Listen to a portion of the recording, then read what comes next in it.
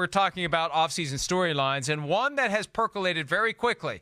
This back and forth between the Eagles and quarterback Nick Foles. The Eagles have already exercised the $20 million option for 2019. Foles has already exercised his prerogative to buy out of it for $2 million. So now the question becomes, do the Eagles apply the franchise tag at roughly $25 million?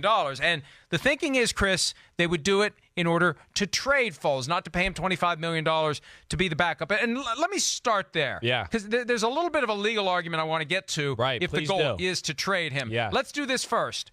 Do you think it makes sense to pay Nick Foles $25 million to be the backup quarterback behind Carson Wentz for 2019? No, I do not think that makes sense. From the point of, yes, I mean, having two guys that are looked at and valued as NFL starters in the same locker room, I think that's an issue as one. And no, it would be very hard for me to have a guy on the bench for the just in case this happens theory or factor and paying him $25 million. And when you consider that Carson Wentz, in the final year of his rookie contract, I think his salary, I'm pulling it up now. Now, of course, he got a big signing bonus, and part of that money applies to this year, but good luck telling him that when he sees that his base salary for this year is $720,000. Now, again, he got a $17 million signing bonus, and $4.4 million of it counts against this season, but still, when it's time to get checks, it's going to be $720,000 divided by 17. For Foles, it's going to be $25 million divided by 17. That's going to make an awkward situation even more awkward. And I think the one thing you and I agreed on at the end of the season for the Eagles, whatever they do between Wentz and Foles, you can't try to keep both of them. No, you have to pick one and let the other one go. Yeah, that's 100%. And I think we've already seen little inklings of how that can be an issue, right? I mean, the story last week about, some of the unnamed sources of Eagles players saying Carson Wentz was, a little spoiled or entitled, whatever it may be. That chatter, and I know some of the Eagles players have tried to silence it, but that is only going to continue, especially if Nick Foles is still in the locker room. There is going to be guys, whether they like both guys or not, that are going to side with one quarterback over the other, and that can be an issue, can be divisive to your team, and the Eagles are still a talented team who can win a lot of football games, and I don't think they want that. Yeah, I mean, if Wentz is the week one starter, as he would be, and he struggles at all, and we don't know what their schedule is going to be, maybe their toughest 3 games of the year are right out of the gates. Yes, right. And he's not playing well, and you got guys in the locker room saying, well, why are we paying this guy $25 million? He's here. He's ready to go. We know what he can do. Yes. It's so we've ruled out that it makes sense for the Eagles to pay Nick Foles $25 million to be the backup. Correct. So the only logical reason why they would use the franchise tag on Nick Foles is so they could hold his rights long enough to trade him.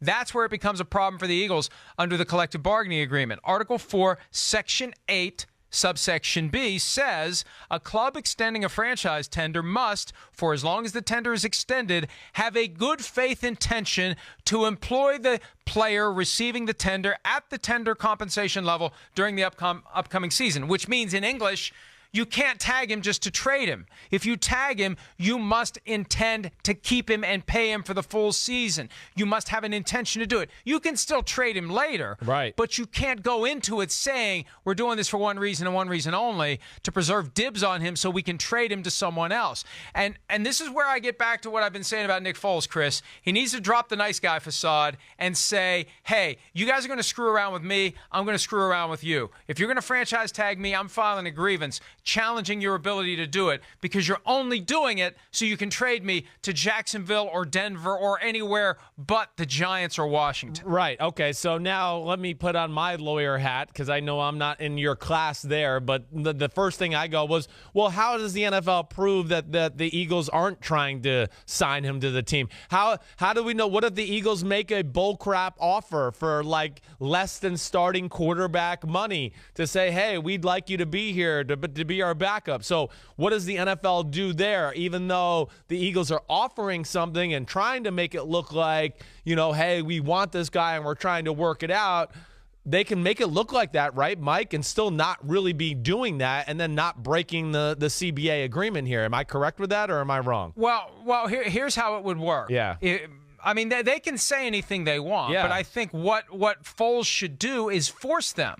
right? You make the argument that you don't have a good faith intention to employ me this year and pay me $25 million to be the backup to Carson Wentz, that this is all about setting up a trade. You make that argument. Then the Eagles have to say what they're doing. And based upon the argument they make, then you poke holes in it. And there was a report from Adam Schefter over the weekend that other teams believe that this is what they're doing. They're going to tag him and trade him. Sure. And here's the line. The Eagles are expected to use the franchise tag on Nick Foles in an effort to then try to trade him, according to sources on other NFL teams who have been in touch with Philadelphia. Right. So you know what that tells me? Yeah. That tells me that if you're Nick Foles and the Eagles say, no, we want to pay you $25 million to sit on the bench or hold a clipboard, then you say, hey, NFL, we want emails, we want text messages, we want to take discovery on the question of the communications the Eagles have had with other teams. We want Howie Roseman's, the list of all the calls he's made on his cell phone, what teams he's called. Hey, Howie, why did you call Jacksonville on January the 3rd? That's how you would attack what possibly is a BS explanation. Yeah, okay. They can say whatever they want, right, but then the lawyer representing Foles swoops in and says, here's why this is a bunch of crap. Here's why this is all cover for what they're trying to do, which is trade Nick Foles. Well, and if that's what they're trying to do, they shouldn't use the franchise tag. Right, they are trying to do that. I mean, it seems like that. That's the logical thing. That's what I would be doing if I'm the Philadelphia Eagles. I guess the other thing I would say is, okay, so... But it violates the CBA. So it's logical, but it violates the CBA. Okay, but so what if, I'm just throwing what ifs out there, what if they also say, but no, we want Nick Foles here. We offered him 4 years, $40 million. So wait a minute, Chris. How are you offering him 4 years, $40 million when he's making $25 million for 1 year? I'm just saying, they could say, we're offering him that. We'd like him to come back and be our backup for 4 years, $40 million. He didn't want to accept that offer, so therefore he's franchised, and now we're going to find a trade deal. That's all I'm saying. I'm just trying to throw, some holes in your theory there.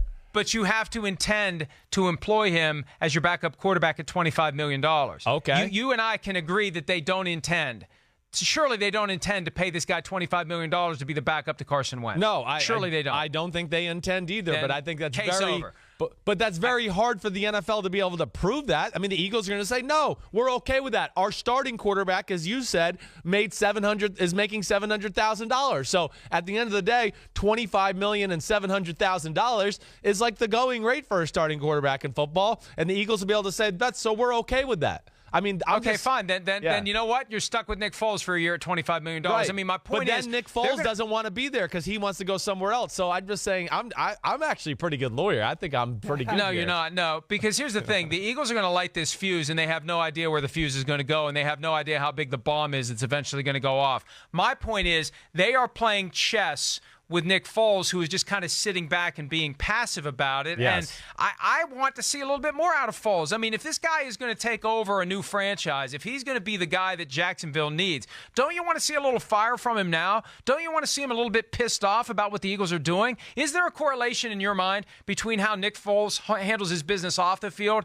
and how he handles his business on the field? No. I mean, I'll use the quarterback that you drag on all the time. I mean, Kirk Cousins seems like he's the best damn business guy in all of football, but you'll tell me all the time that you want his butt out of town. So, there's no correlation there. I think some teams might like the fact that a Nick Foles would be quiet and just sit back. It's gonna show them, look, this guy loves football. He's not worried about penny pinching for every dollar. He doesn't make a big deal when things don't go his way. He'll never be a distraction. That's the kind of leader that we want as our quarterback. I think that and more lines in the NFL will be looked at as a positive than maybe what you're saying.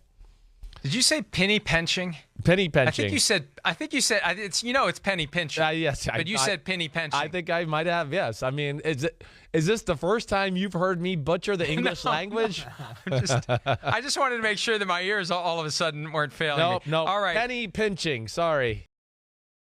Hi, I'm Mike Tirico, and thanks for watching. Make sure to hit subscribe for the latest news and highlights from NBC Sports.